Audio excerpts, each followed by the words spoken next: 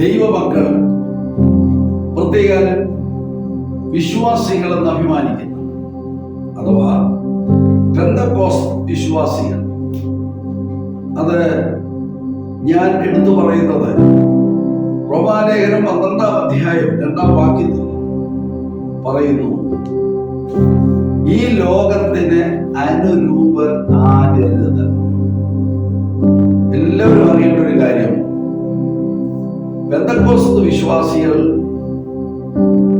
അറിഞ്ഞിരിക്കണം, ഞങ്ങൾ അറിഞ്ഞിരുന്ന പാരമ്പര്യമായ രീതിയിൽ നിന്ന്, സ്വഭാവത്തിൽ നിന്ന്, ജീവിച്ചു വന്ന സാഹചര്യത്തിൽ നിന്ന് ദൈവത്തിന്റെ വചനം, വിശുദ്ധ ബൈബിൾ പഠിച്ചപ്പോൾ അല്ലെങ്കിൽ സുവിശേഷം കേട്ടപ്പോൾ, പരിശുദ്ധാത്മാവ് ഇടപെട്ടപ്പോൾ എനിക്കൊരു മാനസാന്തരമുണ്ടായി.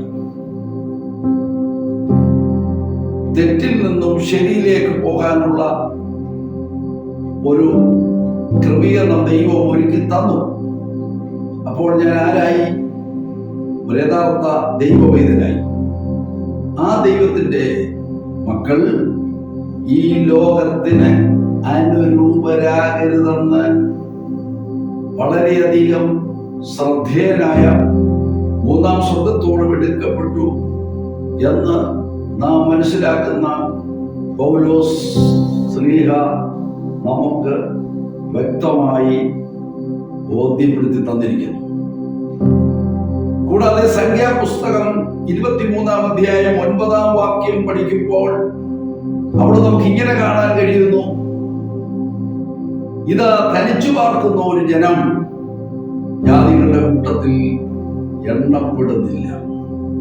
അപ്പോൾ വാസ്തവത്തിൽ ദൈവത്തിന്റെ ഇഷ്ടമനുസരിച്ച്, ദൈവിക പ്രമാണമനുസരിച്ച് മുൻപോട്ട് പോകുന്നവരായിരിക്കണം യഥാർത്ഥ ദൈവമക്കൾ. കണ്ണീൻ നാം ദൈവമക്കൾ എന്ന് വിളിക്കപ്പെടുവാൻ പിതാവ് നമുക്ക് എത്ര വലിയ സ്നേഹം നൽകിയിരിക്കുന്നു. ഞാൻ എൻ്റെ വാക്കുകൾ വേഗം ഉപസംഹരിക്കാൻ പോവുകയാണ്. ഒരു പെന്തക്കോസ്തുകാരൻ, ഒരു പെന്തക്കോസ്തുകാരി എന്ന് ജനം മനസ്സിലാക്കുമ്പോൾ നമ്മിൽ എന്തൊക്കെ നല്ല സ്വഭാവങ്ങൾ ഉണ്ടായിരിക്കണമെന്ന് മറ്റുള്ളവരും അവരും ആഗ്രഹിക്കുന്നു. ഒന്ന്, കാലങ്ങൾ, മാസങ്ങൾ, ആണ്ടുകൾ നിങ്ങൾ ഇത് പ്രമാണിക്കുന്നു, ഞാൻ നിങ്ങൾക്ക് വേണ്ടി അധ്വാനിച്ചത് വെറുതെ ആയിപ്പോയെന്നും പൗലോസ് പറയുന്നുണ്ട്. കാര്യത്തിലേക്ക് കടക്കട്ടെ. ഇതാ തനിച്ചു പാർക്കുന്നൊരു ജനം, അവർ ജാതികളുടെ കൂട്ടത്തിൽ, ഈ ലോകത്തിൽ അവർ എണ്ണപ്പെടുന്നില്ല. ഓണം എന്ന് പറയുന്നത് ഒരു പെന്തക്കോസ്തുകാരനെ സംബന്ധിച്ചിടത്തോളം ഒരിക്കലും അത് അതിൻ്റെ നിലയിൽ ആഘോഷിക്കാൻ പാടില്ല. എന്നെ ഓണത്തിന്റെ അന്ന് എനിക്ക് വേണ്ടപ്പെട്ട ഒരു കത്തോലിക്ക സഭാ വിശ്വാസി അതിരാവിലെ വിളിച്ചിട്ട് പറഞ്ഞു, ഹാപ്പി ഓണം. ഞാൻ ഉടനെ ചോദിച്ചു, എന്തുകൊണ്ട് വിശേഷം? ഞാൻ തിരിച്ച് ഹാപ്പി ഓണം പറയേണ്ട ആളല്ല. പക്ഷെ തെറ്റിദ്ധരിക്കരുത്, ഓണം കേരളീയരുടെ ദേശീയ ഉത്സവമാണ്. ശരി, കേരളത്തിലെ ദേശീയ ഉത്സവമാണ് എന്നതുകൊണ്ട് ഞാൻ ഓണത്തിന് കുറ്റം പറയുന്നില്ല. പക്ഷേ ദൈവത്തിന്റെ വചനപ്രകാരം ജീവിക്കുവാൻ ഇറങ്ങി തിരിച്ചവർക്ക് വേർപാട് അനുഷ്ഠിച്ചേ പറ്റൂ. അതുകൊണ്ട് ആരും പിണങ്ങേണ്ട കാര്യമില്ല. ഞാൻ ചോദിക്കുന്ന ഒരു കാര്യം, ഓണം, ക്രിസ്മസ്, ഈസ്റ്റർ ഇതൊക്കെ ലോകമെമ്പാടുമുള്ളവർ ആഘോഷിക്കുന്നുണ്ടെങ്കിലും ശരിയായ പെന്തക്കോസ്ത് വിശ്വാസികൾ ഇതിനൊന്നും വലിയ സ്ഥാനം കൊടുക്കില്ല. ഞാനും കേരളീയനാണ്. ഓണത്തെ ഞാൻ എതിർക്കുന്നില്ല, ഓണം മോശമെന്ന് പറയുന്നില്ല. പക്ഷേ കർത്താവിന് വേണ്ടി ജീവിക്കാൻ ഇറങ്ങിയവർ ഈ ലോകങ്ങളുടെ ഇമ്പങ്ങളിൽ നിന്നൊക്കെ ഒഴിവാകണം. പക്ഷെ വേറെ കാര്യമുണ്ട്, സ്വർണ്ണവാച്ച് കൈ കെട്ടിയിട്ട് ഓണം ആഘോഷിക്കരുതെന്ന് പറഞ്ഞാൽ എല്ലാവരും വിശ്വസിക്കുകയില്ല. ഞാൻ പറഞ്ഞതിന്റെ അർത്ഥം മനസ്സിലാക്കണം. ലോകത്തിന്റെ ഇമ്പങ്ങളെല്ലാം കൂടെ ചേർത്ത് കൊണ്ടുപോയിട്ട് ഓണം വേണ്ടാന്ന് വെച്ചാൽ അത് തെറ്റാണ്.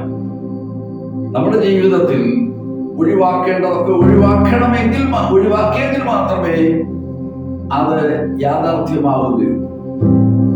ഓണം എല്ലാ വീടുകളിലും ആഘോഷിക്കുന്നുണ്ടായിരിക്കാം. പക്ഷേ പെന്തക്കോസ്തുകാരി ദൈവത്തിന്റെ അഭിഷിക്തന്മാരെ നമുക്ക് ഓണം ആഘോഷിക്കാൻ പാടില്ല. എത്ര പേർ ഈ പ്രാവശ്യം ഓണം ആഘോഷിച്ചു?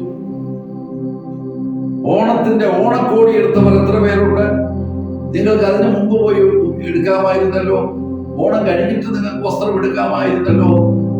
ഓണത്തിന് വേണ്ടി ഓണം കച്ചവടത്തിന്റെ ആ സമയത്ത് തള്ളി ഇടിച്ചും കയറി ഓണക്കോടി എടുത്തവർ ഓർത്തുകൊള്ളണം, ഓണം ആഘോഷിച്ചിരിക്കുകയാണ്. ഓണാഘോഷ പരിപാടികളിൽ സംബന്ധിച്ചവർ ആരൊക്കെയുണ്ട്? പക്ഷേ 100% ബൈബിൾ അടിസ്ഥാനത്തിൽ അത് തെറ്റാണ് എന്ന് ഞാൻ പറയുന്നതിൽ നിങ്ങൾ ഒന്നും വിചാരിക്കരുത്. വേർപാടെന്ന് പറഞ്ഞാൽ അത് അനുഷ്ഠിച്ചേ മതിയാവും. ശിംശോനെ കുറിച്ച് പഠിക്കുമ്പോൾ ശിംശോന്റെ ജീവിതം നമുക്ക് പരിശോധിക്കുമ്പോൾ അറിയാം. മനോഹ എന്ന വ്യക്തിക്ക് ദൈവം തക്കതിന് തുണയെ കൊടുത്തു. പക്ഷേ അവൾ മച്ചിയായിരുന്നു. അവൾ പ്രസവിച്ചിരുന്നില്ല. സർവശക്തനായ ദൈവത്തോട് അവൾ പ്രാർത്ഥിച്ചതിന്റെ ഫലമായി ദൈവം അവർക്കൊരു അതിശയം പ്രവർത്തിച്ചു. പക്ഷെ അതിനു മുമ്പ് അവളോട് പറഞ്ഞു, നിനക്ക് ഞാൻ ഒരു തലമുറയെ തരും, പക്ഷേ അവൾ മദ്യം തുടരുത്, അശുദ്ധമായതൊന്നും തുടരുത് എന്ന് ഓർപ്പിച്ചു. അതിനുശേഷമായി ഒരു ബാലനെ ദൈവം അവർക്ക് നൽകി. അവനോട് പ്രത്യേകം പറഞ്ഞു, അവന്റെ തലയിൽ ക്ഷൗരക്കത്തി തൊടിയിക്കരുത്, ശവം തുടരുത്. ഉണ്ടോ? അവൻ ദൈവത്തിന് നാസീറായിരിക്കണം. എന്നെ എതിർക്കാവുന്നവർ എതിർത്തുകൊള്ളുക, എനിക്ക് പ്രശ്നമില്ല. മനോഹരോടും ഭാര്യയോടും ദൈവം സർവശക്തനായ യഹോവ അരുളി ചെയ്യുന്നു, അവൻ ദൈവത്തിന് നാസീറായിരിക്കണം, അവൻ നാസീർ വ്രതസ്ഥനായിരിക്കണം, അവൻ അശുദ്ധമായത് തുടരുത്, അഥവാ ശവം തുടരുത്. അതുപോലെ തന്നെ വീഞ്ഞു കുടിക്കരുത്, മദ്യം കുടിക്കരുത്, ക്ഷൗരക്കത്തി അവരുടെ തലയിൽ തൊടുവിക്കരുത്. പ്രമാണമായിരിക്കണം. പക്ഷേ കുറച്ചു കാലത്തേക്കൊക്കെ അതങ്ങനെയൊക്കെ പാലിച്ചു പോയെങ്കിലും അവന്റെ തലയിൽ ക്ഷൗരക്കത്തി തൊടിയിക്കാതെ മാതാപിതാക്കൾ അവനെ വളർത്തിക്കൊണ്ടു വന്നെങ്കിലും അവൻ പ്രായമായപ്പോൾ അവൻ ദലീല എന്ന പെൺകുട്ടിയെ സ്നേഹിച്ചു. യോഗ്യമല്ലാത്ത ബന്ധം, ദൈവഹിതം അല്ലാത്ത ബന്ധം, ദൈവജനത്തിന് വിരുദ്ധമായ ബന്ധത്തിൽ ചെന്നുപെട്ടതോടുകൂടെ അവൾ അവനെ മടിയിൽ ഉറക്കി.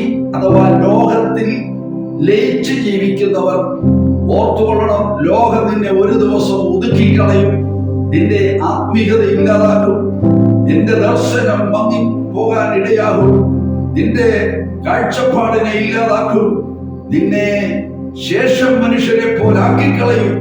ദൈവം തെരഞ്ഞെടുത്തത് പ്രത്യേക ഉദ്ദേശത്തോടും പ്രത്യേക ശുശ്രൂഷയ്ക്ക് വേണ്ടി ആയിരുന്നില്ലേ?